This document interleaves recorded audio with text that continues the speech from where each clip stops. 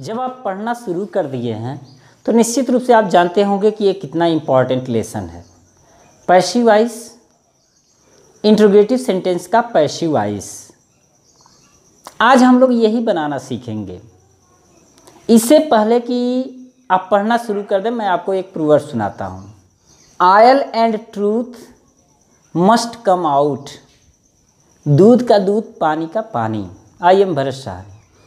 Interrogative sentence को हमने 3 part में किया है, जैसा कि आप जानते भी हैं। एक होता है यस या नो टाइप क्वेश्चंस, जिसमें हेल्पिंग वर्ब पहले होता है और बाकी प्रक्रिया सब्जेक्ट, मेन वर्ब, ऑब्जेक्ट होता है। इसका हम लोग पैसिव वॉइस बनाना सीखेंगे। एक WH वर्ड्स जैसे what, where, why, when, how much, how many, which, ये इंट्रोगेटिव वर्ड्स पहले होते हैं। इसका पैसिव वॉइस बनाना सीखेंगे। और जो सबसे मोस्ट इम्पॉर्टेंट है, हु, विच और हुम का प्रयोग जब होता है तो उसका पैसिव वॉइस बनाना हम लोग सीखेंगे। तो सबसे पहले शुरू करते हैं यस या नो टाइप क्वेश्चन। यस और नो टाइप क्वेश्चन में हेल्पिंग वर्ब सबसे पहले होता है। तो ऐसे में एक चीज़ ध्यान देना कि जब हेल्पिंग वर्ब पहले होता है तो इंट्रोगेटिव सेंटेंस हो जाता है। तो जब पैसिव वॉइस बनाएंगे तो भी हम हेल्पिंग वर्ब सबसे पहले ही लिखेंगे तो भी पैसिव वॉइस बनेगा, लेकिन वह पैसिव जो बनेगा वह इंट्रोगेटिव सेंटेंस बनेगा। पैसिव वॉइस का जो नियम है, ऑब्जेक्ट हम सबसे पहले रखते हैं, लेकिन चूंकि इंट्रोगेटिव सेंटेंस है और हेल्पिंग वर्ब के हेल्प से है तो हम सबसे पहले हेल्पिंग वर्ब लिखेंगे। अब हेल्पिंग वर्ब क्या लिखना है, यही अपने माइंड में ध्यान देना है। तो जब आप देखेंगे कि ये प्रेजेंट इंडिफिनिट है तो प्रेजेंट इंडिफिनिट का जब पैसिव वॉइस बनाया जाता है तो उसमें इज, एम, आर का प्रयोग किया जाता है। अब यहाँ ऑब्जेक्ट हमें लेटर मिल रहा है तो ए लेटर सिंगुलर है, इसलिए यहाँ हेल्पिंग वर्ब इज आएगा और उसी को हम सबसे पहले लिख देंगे। इसके बाद देखिए यहाँ ऑब्जेक्ट जो मिलेगा यानी कि ए लेटर हो जाएगा, ए लेटर। उसके बाद मेन वर्ब का थर्ड फॉर्म यानी कि राइट है तो राइट का थर्ड फॉर्म हो जाएगा रिटेन। और बाय लिख करके जो सब्जेक्ट है यानी यू को हम लिख देंगे तो बाय यू हो गया हमारा पैसिव वॉइस। नेक्स्ट देखिए did she buy a book, ये भी इंट्रोगेटिव सेंटेंस है, हेल्पिंग वर्ब की सहायता से है। तो जब हम पैसिव बनाएंगे तो हेल्पिंग वर्ब सबसे पहले लिखेंगे। ए बुक है तो ये ऑब्जेक्ट है, यही पहले लिखा जाता है, लेकिन इंट्रोगेटिव सेंटेंस है तो हेल्पिंग वर्ब हम सबसे पहले लिखेंगे। चूंकि पास्ट इंडिफिनिट है और पास्ट इंडिफिनिट में वाज या वेयर का प्रयोग किया जाता है। यहाँ ए बुक है इसलिए वाज का प्रयोग करेंगे, वाज ए बुक। अब वर्ब का थर्ड फॉर्म यानी कि बॉट, बाय लगा करके सी को लिखेंगे तो सी जब इधर जाता है तो हर हो जाता है, interrogative mark. Why do they teach English. अब देखिए ये दूसरा स्टेप है, WH वर्ड्स जब पहले होते हैं तो जब पैसिव वॉइस हम बनाते हैं तो भी WH वर्ड्स जो होंगे उसको हम सबसे पहले लिख लेंगे। उसके बाद अब सोचेंगे कि हेल्पिंग वर्ब क्या लगना चाहिए। चूंकि प्रेजेंट इंडिफिनिट है और प्रेजेंट इंडिफिनिट में इज, एम, आर लगेगा और यहाँ पर ऑब्जेक्ट आपको मिल रहा है इंग्लिश। अब इंग्लिश एक ही है इसलिए इज का प्रयोग किया जाएगा। व्हाई इज इंग्लिश, टीच का थर्ड फॉर्म लिखेंगे टॉट और बाय लगा करके लिख देंगे देम। यहाँ आपको इस पर ध्यान देना चाहिए जो हमने स्ट्रक्चर लिखा है। नेक्स्ट देखिए where does she buy the book. अब यहाँ इंट्रोगेटिव वर्ड यानी कि वेयर सबसे पहले है तो वेयर हम सबसे पहले लिखेंगे, वेयर।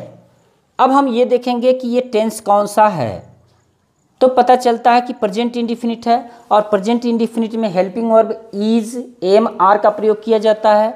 द बुक्स प्लूरल है इसलिए आर का प्रयोग किया जाएगा। उसके बाद ऑब्जेक्ट बुक्स अब बाई का थर्ड फॉर्म हो जाएगा बॉट।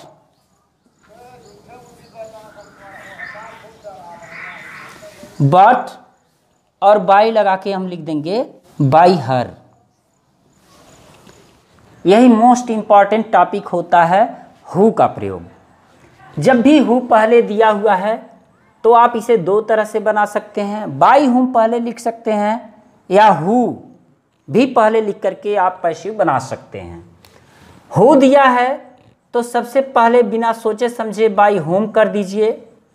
अब बाई हुम के बाद आपको विचार करना है कि क्या हेल्पिंग वर्ब लगेगा। चूंकि यह पास्ट इंडिफिनिट है तो पास्ट इंडिफिनिट को जब भी हम पैसिव वॉइस में चेंज करते हैं तो हेल्पिंग वर्ब वाज या वेयर का प्रयोग करते हैं। अब यहाँ जो हमें ऑब्जेक्ट मिल रहा है वो इंग्लिश मिल रहा है और इंग्लिश कितना है, एक ही है, सिंगुलर है, यानी कि यहाँ वाज का प्रयोग किया जाएगा। By whom was English.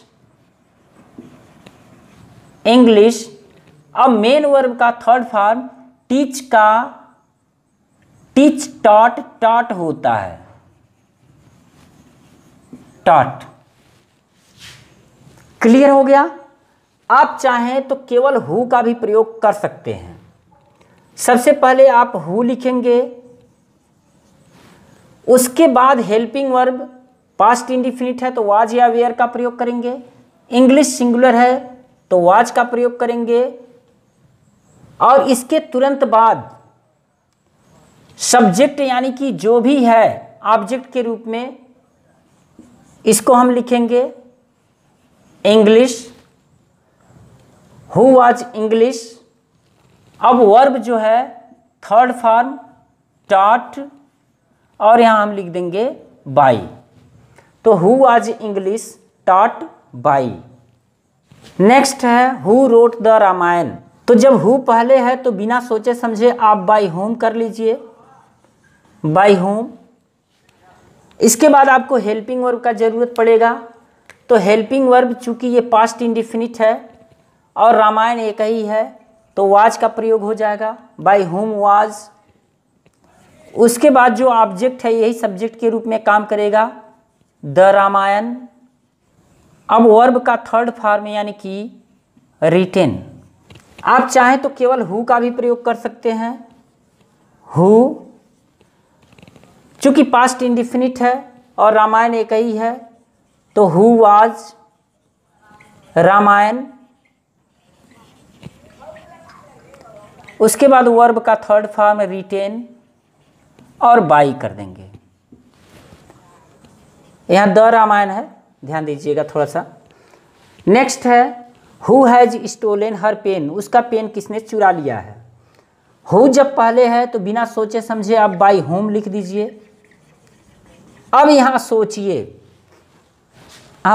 सोचिए, प्रेजेंट परफेक्ट टेंस है तो प्रेजेंट परफेक्ट टेंस में हेल्पिंग वर्ब क्या लगता है, हैज बीन अथवा हैव बीन लगता है। यहाँ हर पेन यानी कि उसकी पेन एक ही पेन है तो इसके अकॉर्डिंग तो हैज लगेगा, और बीन लगेगा तो हैज और बीन जब दोनों एक साथ होते हैं इंट्रोगेटिव सेंटेंस में एक पहले लगाया जाता है और एक सब्जेक्ट के बाद लगाया जाता है। तो by whom has her pen been stolen.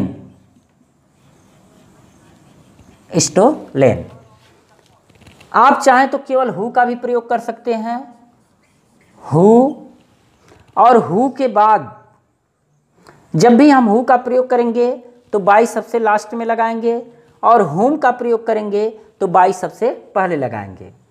अब हु, अब इसमें हेल्पिंग वर्ब पहले आना चाहिए तो हेल्पिंग वर्ब प्रेजेंट परफेक्ट के अकॉर्डिंग हैज पहले आएगा, who has her pen been stolen by.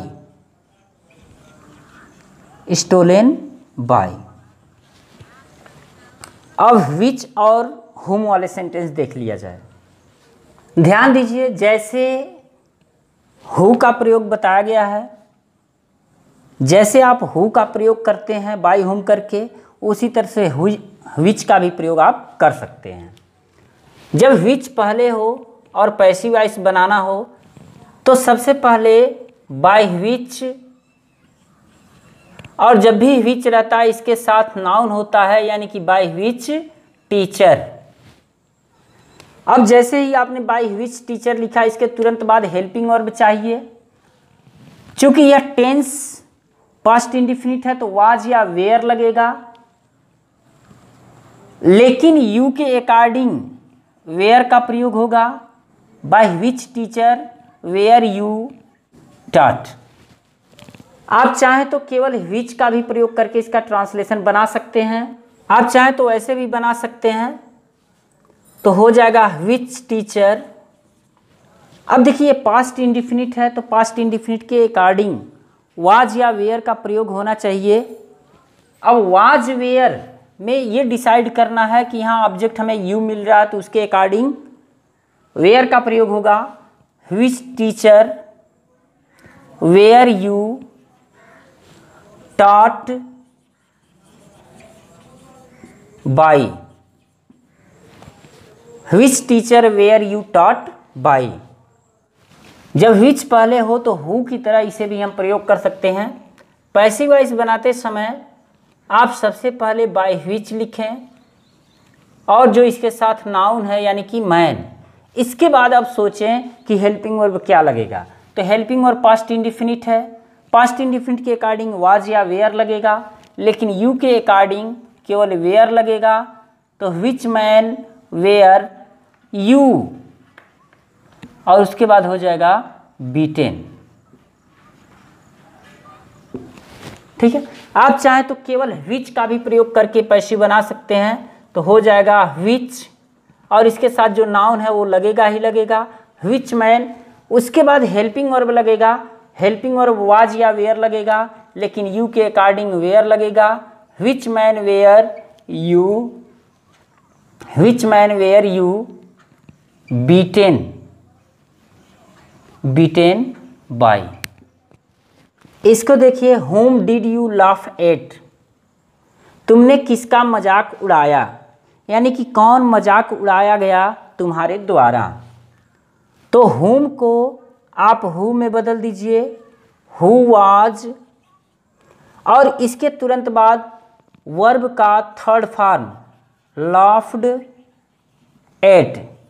ध्यान दीजिए, लाफ्ड एट, कुछ वर्ब ऐसे होते हैं जो फिक्स्ड प्रीपोजिशन रखते हैं और इनके साथ भी बाई का प्रयोग होता है, तो हो जाएगा laughed eight by. Laugh at means होता है मजाक उड़ाना, लाफ्ड एट बाई यू। तो इस तरह से बहुत इंपॉर्टेंट लेसन हम लोगों का ख़त्म हुआ। अगर आपका कोई सेंटेंस ऐसा जिसका आप पैसिव नहीं बना पाते हैं तो आप कमेंट में ज़रूर लिखिए, मैं उसका आंसर दूंगा। तो मिलते हैं नेक्स्ट वीडियो में। Thank you.